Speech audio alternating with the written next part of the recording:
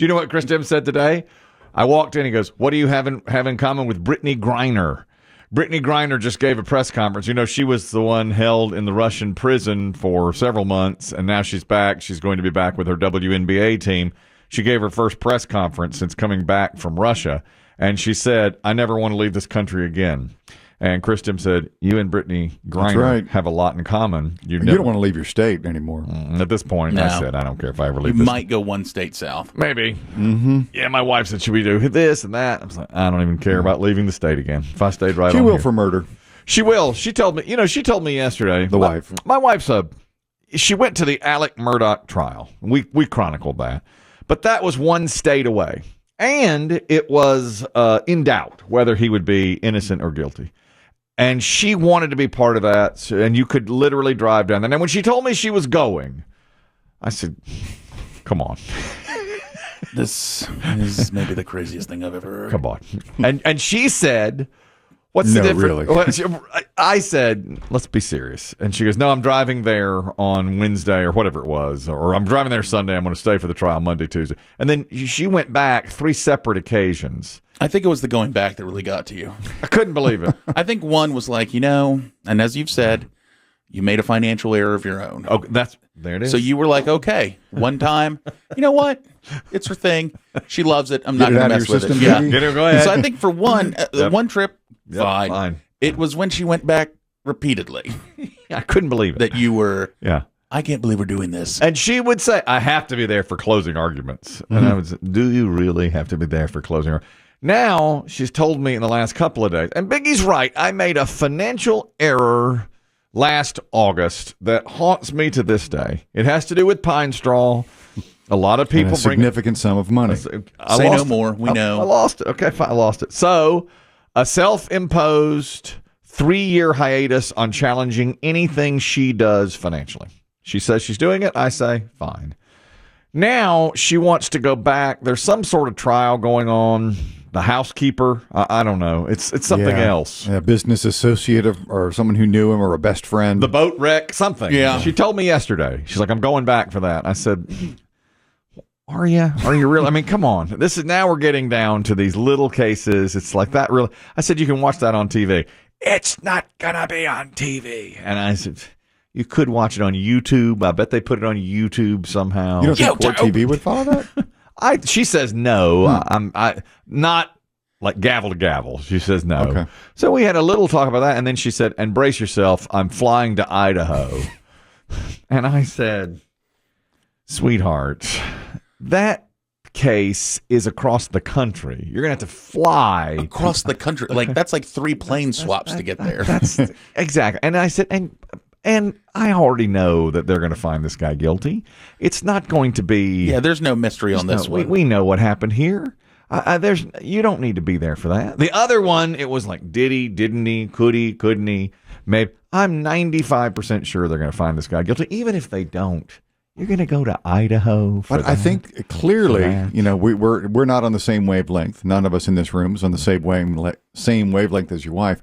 But the buzz she gets from being in that room, you can't duplicate that. She said to me, what's the difference in me going to these trials and you going to a Red Sox game in Fenway Park? And all I could say was, I don't know, but there is a difference. It just feels different.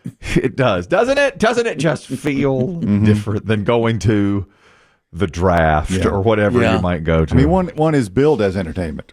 That's right. And I said to her on this Idaho thing, I was like, this is a really awful. I bet she's looking up Airbnbs out there. Oh yeah. Yeah, exactly. I just saw that another woman found another hidden camera in her Airbnb. She had rented an Airbnb and it was behind the shower somehow. I'm going to tell you, I don't know why we're shocked by these anymore. Well, yeah, now it seems to be like all the time. To me, it's Superb's way of perving. Rent out a room in your house. Yeah. Get all the cameras you want in there. Yeah. And then be like, oh, yeah, I have an Airbnb now. This woman, she and her friends, I think they were doing like a girls' week away or weekend, and she found the camera. Here she is talking about it. Found the camera in the bathroom area. 15 girls staying in a house for my friend's 30th birthday. We just found out we were being watched in our Airbnb. In the bathroom, one of the outlets was faced directly to the shower. You can see in the top here, there's nothing. Looks totally normal. And then in the bottom one, look at that little camera. Anyway, we left the house, the cops searched the place, and they got him. And they're going to arrest that guy. Of course, that's voyeurism. Of course, yeah. That's staring at people. What an invasion of your privacy. And who knows how long that's been going on before somebody discovers it, with women renting out places and then getting 15, 30-year-olds. Man, that's Dave's dream. I mean, that you got. Yeah, they're celebrating her 30th birthday. The risk worth the reward? Now look, or the reward worth the risk? Dave won't watch you, but he'll definitely accidentally stumble up to your door. Oh, what's going on here? No, he would never do that. That's beyond. That's criminal. It's over the line. Of course, that's over the line. But that must be a big house. You've got 15 people in the house, all celebrating. Even if they double up, it's 7 bedrooms? Yeah, exactly. Well, I've seen some of these places because, friends and I have looked at different vacation homes. That's right. Are you going to do that? Are you going out there? Because last time we wanted to send you a mobility scooter. Well, no, I mean, to Nashville. When you said you're going to Nashville, you're going to do it again. No, I'm just saying this is just in general through the years. Yeah. And some of these places, like a 4-bedroom house, but it'll sleep 20 because in each bedroom they put 4 beds. Oh, is that right? Like double bunk beds and stuff. Yeah. For a big party. So that's like exactly. That's the way to so do that's it. how they do it. Is it might just be a 4-bedroom house, but everyone's literally quadrupled up. There was a thing recently I was looking at that said like the weirdest things people have found in Airbnbs, and it's like handcuffs, for sex and stuff like that. They'll say. And then one guy, the one that struck me, I wrote it down. A guy who rented out his home as an Airbnb had a logbook that you were supposed to sign and date when you defecated so that he would know how much use his toilet was getting. Yeah. And so people would put in there name and date of when they went to the bathroom. And the guy put it up on whatever website, was collecting this. Have you ever seen, and he says, anybody ever seen anything like this? It was called like the poo logbook. The logbook. Think does he get his jollies off that way? I don't one's know. that concerned about their plumbing. Yeah, why? What? That was a really weird thing to me. But I mean, that was the weirdest. There was like the weird things you found in Airbnbs, and the weirdest was a logbook for when you went a toozie on the master bathroom toilet. Is that disgusting? Yeah. To write that down. I mean, who would? And it was right next to the toilet. Unless it is, maybe under doctor's advice. Well, but this was. I need to know the color, the consistency. Yeah. Well, there's that. There's that. Yeah. Or if it's maybe it was. I don't know how they toilet train little kids now. Maybe it's one of those. Maybe they left it as kind of a joke. Maybe that's it. But like my first poo. Maybe, but it seemed. How could it be anything but a joke? But it was like log here when you do a toozie. Unless it's on a septic system. Maybe that's true. How many flushes? Maybe that's what he was doing. We need to know who did this. When we're getting close to the fill. When she's full. When she's full, we have to know it. Also, Chris Demm tells me I owe Biggie an apology. I told him yesterday. This was right after this program. We were talking about Walmart. I'm now 3 times. First, we did it on vacation. This sort of leads in from the Airbnb stuff. On vacation, because we didn't want to go in and have to waste time buying groceries, we scheduled that Walmart pickup. Pull into the parking spot, get your app or whatever, text them, they bring the groceries right to you. Now, Biggie's been telling me for years this is the only way to go. Yeah. Either have it delivered or go pick it up. I've never wanted to do it. I've always said, no, I'll shop. I want to be a shopper. You guys are shoppers. It's the way we're raised. Dave and I always talk about this. We're going to go in and shop for our groceries. But I'll have to tell you, we did it twice while on vacation to pick up groceries. And then once 1 week ago today. When I came back, it was move-in day back to our house after the kitchen was being redone. And my wife said, let's save some time. I'll put the grocery list. You just pull into the parking lot. Now, I had a little difficulty with it, but it even still saved me time because you just pull in there and they come right out with no charge and no tip. It's free because they're trying to compete with Amazon. So I said to Chris Demm and Dave yesterday, I have to tell you, it is really convenient. And do you know what Chris Demm said? Is there anything you'd like to say to our friend Biggie? After 5 to 10 years of abuse? Come join me. I want to apologize. He pioneered again. He's Neil Armstrong. He's the Wright brothers. Once again, what did I call him? This lazy slob won't even go into the grocery store. Yeah. Just sits in his car while they put it in the back. You should hear all the things I say about you. More and more people are coming to my way. And now it seems like, now you get a taste of it. You're like, well, I just saved myself a half hour. Yeah. And didn't have the hassle of any of this stuff. And it's paid for online, and they just bring it right out to me. The only thing is sometimes they will forget something. Or have a replacement item or something, right? This week they forgot I needed some rye bread, and they forgot that, so I didn't have rye bread for my tuna. Oh, no. Listen to sodium tuna. No, that's so sad. Low so tuna. that happens, but I'll tell you what's easy. On rye bread. You just click missing item. They refund you immediately. Yeah. Dave said to me, don't you want to look at and feel your produce? And I said, joke's on you. We don't eat any produce. Boom. It's all boxed. It's all boxed at my house. Check and mate. That is always his go-to. But my produce. I know. And Kristen said, don't you want to apologize to our dear friend? I have to apologize. Here you are, a pioneer, a leader, and what do? What a slob. Look at it. Won't even get out of his car. Lazy. And then today, I'll tell you this. I have, and Biggie says I'm on the wrong side of history on this. I've never seen Jerry Springer at all. Not one time have I watched a Jerry Springer show. None of this stuff. So today, of course, in the wake of Jerry Springer's death yesterday, this has hit the country hard. It has. It has. And I didn't realize how big Jerry Springer is. And out of nowhere, he passes away, at age 79. Now, he had a brief bout of pancreatic cancer, which I didn't know. And no one did. Apparently only his family. He didn't even tell friends. Okay. He said he didn't want to burden them with it. Okay. Yeah. So today, I'm seeing a lot of clips of the Jerry Springer show. And we're going to go in tail on this obituary in an hour. I've got it on the grid for an hour from now. Dave needs to be here for this, okay? He's been on it. He's on it. And I said to Biggie, Biggie, the more I look at this, the more it seems like this is really trashy television. And Biggie said, don't you dare do that today. Not today. Don't be one of those. You sound like my teachers in high school. I understand when you go home you're watching Jerry Springer. And let me tell you, that is the worst thing. Okay. Well, it's interesting. Springer himself was like, I know this is trash. I mean, he was like, I know this is trash. This is just, it's funny. It's trashy. We're doing it. Whatever. He didn't take himself too seriously, it didn't seem. Oh, yeah. I've got many Jerry Springer moments in my life. He was part of my first scam where I got scammed out of something. He was? Yep. After his show became a success, they released the uncensored Jerry Springer videos. Yes. And my friends, we got scammed one night leaving the Coliseum. Right, you bought after a wrestling match. We bought from some dude on the street selling them. We all Too chipped hot in. for TV.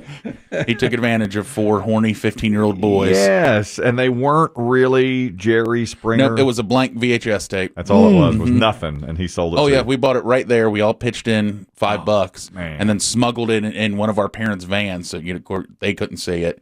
You were on top of the world for a moment. We were for 20 minutes. Don't you hate and that? And we raced down to his basement, and we're like, yes, put it in, see and nothing. boobs. Do you know what I did one time? You told me that story once before, and it reminded me of this. My friend Brian Thomas and I were leaving a college basketball game that had been played here, and we were waiting outside for autographs from players. And I think we even got a couple. They were walking by to the bus, and we'd stick it in our autograph book in their hands, and they'd sign it. And somebody came up to us and said he worked for television. And he wanted to get our phone numbers so that we could be like correspondents for him. Now, we were 14. Oh, my God. But the guy goes, I really want we're doing a youth segment, and I really want you guys, because you seem so knowledgeable about basketball, because we were talking about the game and everything. And so we gave him our names, phone number, addresses. And, of course, we never heard anything from him again at all. And I was like, wonder why. Now, years later, I'm like, wonder why. I think he wanted, like, us to capture us. I think he wanted to, like, be with us and was a pervert. Yeah. Put you in a van. Yeah, put us in a van somewhere and was a pervert. Try to trick you into going to meet him somewhere. Yeah. But very much so. And so, and now looking back on that, this was many, many What if years he ever drove past your houses? I don't know, but we chatterheads gave him your address. We gave him everything. Yeah, we did. We gave him everything he wanted. Surely he was interested more in my friend than me, but he even still. I know, but it was now looking back like that's a scary moment at age 14. Yeah, for 13, 14. I remember when I was 13. My buddy Craig Simmons. I've told you about him. His family had the sailboat. Yes, and we would kind of on the summers we would sail. He would take me on these trips with his family, which was awesome, up and down the Intracoastal Waterway. Right. Virginia, Maryland, Delaware. Yeah. And we stopped somewhere in maybe Maryland. And the adults were on the boat doing whatever they do. And it was just me and Craig, two 13-year-olds, just wandering the streets. Right, yeah. This little coastal Which town. is what you did then, you know. Yeah, of course. Yeah, nobody blinked. Right. And there were these guys kind of smoking along a wall, like a low rock wall. And it was like in front of a church building, and the water was kind of behind it. And they were like, "Hey, man, you want to come see what's behind the church?" And my buddy Craig's like, "Sure." And I'm like, "No." You knew better. You knew better. At age 13, Yeah. he's like, "No, we're not going behind the church to see what you got back At that time, I probably would have been like him. I'd have been like, "Yeah, man, what do you got? What do you? Let me see." You know, I just didn't know. Even though your parents say never go with a stranger, but to leave us out like that. But at this basketball game, we wanted the autographs. His parents had driven us to the Coliseum. They were out front. They were like, "When you guys are done, just come on around the Coliseum and we'll pick you up." We were out there probably 30 minutes trying to get autographs. This guy just sidled up right next to us and said, "I do a local." He goes, "I do a television thing on cable," which was like new. And I want you guys, and he wrote our names and everything else. Who knows? But see, we were from Asheboro, which was 40 minutes from the Coliseum. Yeah, that's too far to drive. I need some local boys. Exactly. That was a little chunky anyway. Exactly. Now, Brian was good looking, but I was a little chunky. That's the thing. So, by the time we got to high school, he didn't hang around with me anymore. We were middle school at that point. But we got to high school, he was in the cooler kids. So, anyway, Jerry Springer. I saw somebody posted, "This is the best Jerry Springer ever." And, I mean, there are hundreds of these, of course, because of the type show he did. Oh, yeah. So, I was watching this. And this guy comes out and he says he has hooked up with a girl online on MySpace. And he's so into her, and she's beautiful and got beautiful red hair. And yet he hasn't met her in person. But he's proclaimed his love for her. So Jerry says, "All right, she's here. You go backstage. We're going to meet her." She comes out, and I mean, she's clearly a guy. There's no question about it that she's a guy. And she admits to Jerry, "I'm a man." And so Jerry says, "All right, let's break it to the guy gently." They bring him back out, and the two are sitting there, and we pick it up there, and the kid who's interested in her, and he's young, 20 years old, and he says, "I really want to date you. I really want us to be together. We're soulmates." So listen to what happens. The surprising part of this here, after he tells her, "We should be together." It's kind of nervous on national TV, I know, but, I wanted to ask, maybe, you could be my girlfriend. Well, Brad, I have to tell you, I'm a man. Now, he just stares at her, and the audience is like, "Whoa," here it comes. Got right. I'll try anything once. And then they kiss. He goes, "I'll try anything once," and they start kissing, deeply. And the crowd, listen to the crowd now. They just... These two are making out, two guys. And Jerry just puts the microphone down like, "Oh, my God, how can this be?" And the look on the kid's face, but clearly, it's all an act. Yeah. But the crowd's, I mean, they go nuts for this. And I said to Biggie, "This is trashy. This is trashy television. This is awful television." I would almost bet that show is the first time I ever saw a man dressed as a woman. Yeah. Yeah. And when I always thought... But it's obvious, wasn't it? Oh, yeah, it was obvious. Yeah. But back, but I'd be like, "Oh, my God. I know. How this guy not know?" That's clearly, Yeah. But you're 13. I know. 12, and you're buying into every bit of it. The first time I saw a man dressed as a woman, my friend Brian Thomas and I were going to the Randolph Mall, probably about the exact same time, and there was a man, clearly a man dressed as a woman, out front on the stoop smoking a cigarette. And we just stopped and stared at him like he was a zoo animal. I mean, we just were like, "Oh," at age 13. We were like, "What is this? What's going on?" And he looked like this person on Jerry Springer. And we went and hung out at the mall for hours where we were just ripe for the picking. Well, and that was the big thing, too, is, when it aired, that's why that Too Hot for TV video was so... Yes. Because everything was blocked out. But it was just so shocking even then. Yeah, right. You're like, "Oh, my God. This is the middle of the day." I know. And there's people fighting and girls have their Oh, boobs my God, out. I know. And I remember the guy that sold us a video missing teeth and stuff. And Yeah, you didn't he care. was like, and I remember his line was, he's like, "Biggest boobs you've ever seen." What did you pay, Biggie, again? We paid $20, which was at the time A lot of money. especially for us, we had all pitched in $5. Yep. for you to get these tapes. Matt, you wanted to comment on Jerry Springer, who passed away yesterday. Go ahead. Yeah, not Jerry himself, but the guy that used to come on and do the weddings on the spot was a real pastor. And my wife and I were living in Milwaukee at the time and getting married, and we had just looked up a pastor in the phone book. There was none local in Milwaukee. We called one out of Chicago, and when he came up, we realized we are getting married by the guy that does the weddings on the Jerry Springer The show. Jerry Springer pastor married you. When you saw him, were you like, is this legit? Yeah, I had to look it up to make sure it was real, and we were for real married. Exactly. All right. You want to think, are you legit or are you not legit? You're still married, I guess. We're still married. 28 years later. Then it worked, That's right. Thank you, Matt. Hilarious. Let's go to Paul, who's talking about Jerry Springer. Paul, go ahead. Jerry's show showed up around the same time. It was like everybody exploded. There was Donahue. There was Oprah. Like everybody's show exploded at that point. And he was about to get canceled. So he absolutely gave up. He and his producer, I can't think of his name right now, they just said, the heck with it. Let's put all these, let's do this freak show and see what sticks. And that's what kept them on the air for another, 20, 30 years? Yeah, because it started as a political, current affairs show. Yeah, because he was the mayor of Cincinnati and ran for governor of Ohio. That was his specialty. Because he really had a varied career. We're getting into his obituary later. This isn't even it. This is not even it. But he was a news anchor, serious news anchor, mayor, gubernatorial candidate, and then did the talk show. And I guess you're exactly right. Thank you, Paul. That he just laid decided with prostitutes. Yeah, he laid with prostitutes. And then finally he just decided, let's put these nut jobs on and see what happens. Garbage on parade. Right. And admittedly so. He's like, I know this is garbage, okay? I know that I'm bringing this down. I don't know if was that the first time they started using the phrase trash TV? Because I'd heard TV called the vast wasteland. The boob tube. That's 30 years prior. And boob tube in the 70s. Yeah. But trash TV, I think, was Jerry.